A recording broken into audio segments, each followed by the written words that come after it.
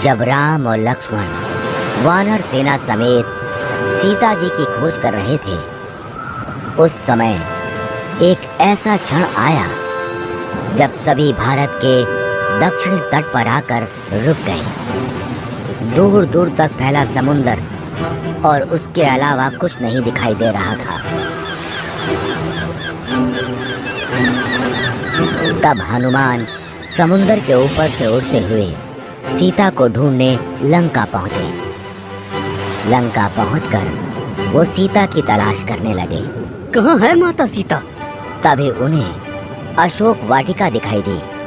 वो अशोक वाटिका में गए तो उन्होंने देखा कि एक दुखी स्त्री पेड़ के नीचे बैठी है। हो ना हो, यही सीता माता हैं। वो उनके पास गए। उन्हें देखकर सीता डर गई। कौन हो तुम? क्या तुम्हें रावण ने भेजा है?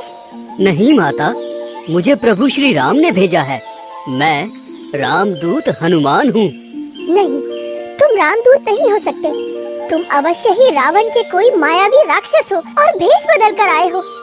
ये सुनकर हनुमान ने राम की दी अंगूठी सीता जी को दिखाई और बोले, आप मुझे नहीं जानती, किंतु इस अंगूठी को तो पहचानती हैं। ये तो मेरे स्वामी की अंगूठी है। उन्होंने ही मुझे ये अंगूठी आपको देने के लिए कहा था और ये कहलवाया है कि वो जल्द ही आएंगे और आपको यहाँ से मुक्त करवा कर ले जाएंगे।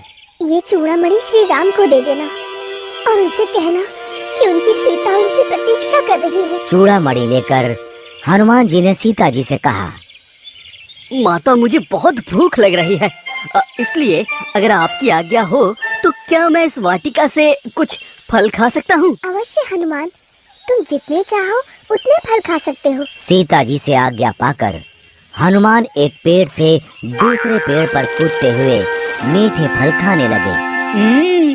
ये फल तो बहुत मीठे और रसीले हैं।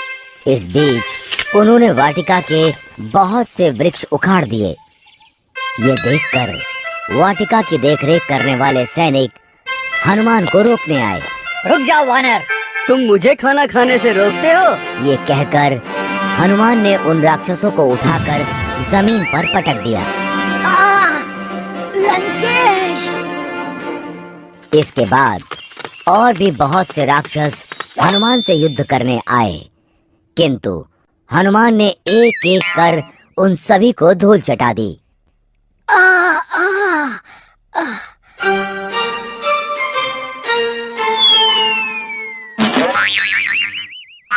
बचाइए लंकेश!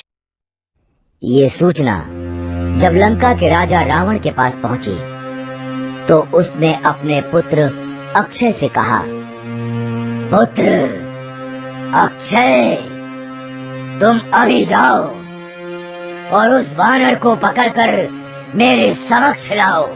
जो आज्ञा पिताजी।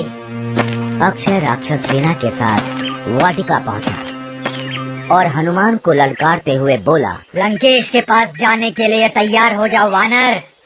उससे पहले तुम यमराज के पास जाने के लिए तैयार हो जाओ। ये कहकर हनुमान ने अक्षय को पैरों से पकड़ा और जमीन पर पटक कर उसे मार दिया। जय श्री राम! ये देखकर अक्षय के साथ आए राक्षस डर कर वहाँ से भाग गए। लंकेश! लंकेश! अपने पुत्र अक्षय की मृत्यु की सूचना सुनकर रावण और भी क्रोधित हो गया। उसने अपने श्रेष्ठ पुत्र मेघनाद से कहा, पुत्र मेघनाद, उस उदंड वानर को पकड़कर मेरे समक्ष लाओ। मैं स्वयं उसे दंडित करूंगा। जो आज्ञा पिताजी। मेघनाद कुछ राक्षसों के साथ वाटिका पहुंचा। मेघनाद को देखकर हनुमान सोचने लगे, ये तो कोई बहुत बड़ा योद्धा प्रतीत होता है। अब तो क्या हुआ, मैं भी राम भक्त हनुमान हूँ।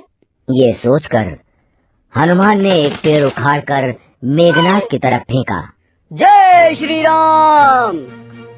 पेड़ मेघनाद के ऊपर जा गिरा और वह मूर्छित होकर जमीन पर गिर गया।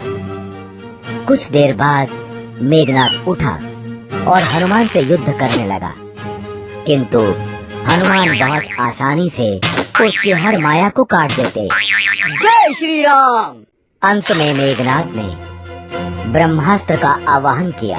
ओम ब्रह्माय नमः। ब्रह्मास्त्र को देखकर हनुमान सोचने लगे, ये तो ब्रह्मास्त्र है, इसे काट कर मैं ब्रह्मा जी का अपमान नहीं कर सकता। उन्होंने मेघनाद से कहा, रुको राक्षस, ब्रह्मास्त्र का उपयोग मत करो, मैं तुम्हारे साथ चलने के लिए तैयार हूँ। मेघनाद ने ब्रह्मास्त्र को लौटा दिया और नागपाश से हनुमान को बांधकर रावण की सभा में ले गया। रावण ने हनुमान से कहा, मूर्ख वानर, तुम कौन हो? तुम्हें किसने भेजा है? मैं रामदूत हनुमान हूँ। मुझे उन्होंने भेजा है जिन्होंने शिवजी के महान धनुष को तोड़ा, महाबली बाली का वध किया और जिसकी पत्नी को तुम छल पूर्वक हर कर लंका ले आए हो। मुझे उन श्री राम ने भेजा है। बहुत ज्ञान की बातें करते हो, लगता है तुम्हारी मृत्यु निकट आ रही है। मेरी नहीं, अपितु तुम्हारी मृत्यु निकट आ रही है। अभी भी समय है रावण, सीता माता को लौटा दो और प्रभु श्री राम से क्षमा मांग लो। ये सुनकर रावण बहुत ज्यादा क्रोधित हो गया। उसने कहा, अभी इस वानर का वध कर दो।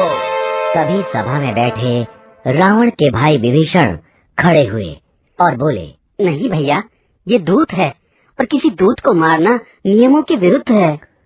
इस पर रावण ने सभा में बैठे दूसरे मंत्रियों से पूछा, तो उनमें से एक ने कहा, लंकेश, वानरों को अपनी पूंछ बहुत प्रिय होती है, क्यों ना इसकी पूंछ में आग लगा दी जाए? हाँ, यही सही रहेगा। इससे किसी नियम का उल्लंघन भी नहीं होगा। और फिर रावण ने सैनिकों को आदेश देते हुए कहा, इस वानर की पूंछ पर कपड़ा लपेटकर उसमें तेल डालकर आग लगा दी जाए। राक्षसी सेना हनुमान की पूंछ पर कपड़ा लपेटने लगी। हनुमान अपनी पूंछ को लंबा करते गए। फिर राक्षसी सेना ने हनुमान की पूंछ में आग लगा दी और उन्हें छोड़ दिया। हनुमान वहां से कूदकर बाहर आए। जय श्री राम। और फिर एक महल से दूसरे महल पर कूदते हुए पूरी लंका में आग लगाने लगे। जय श्री राम, जय श्री राम। जल्द ही आग फैल गई और पूरी लंका जलने लगी, किंतु इस आग से सीता की अशोक वाटिका और विभीषण का महल नहीं जले। धीरे धीरे हनुमान की लगाई आग में पूरी लंका राख हो गई।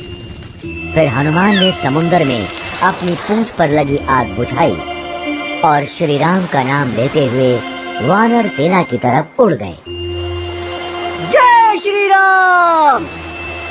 इस तरह हनुमान ने सीता माता का पता लगाया और रावण की लंका दहन की।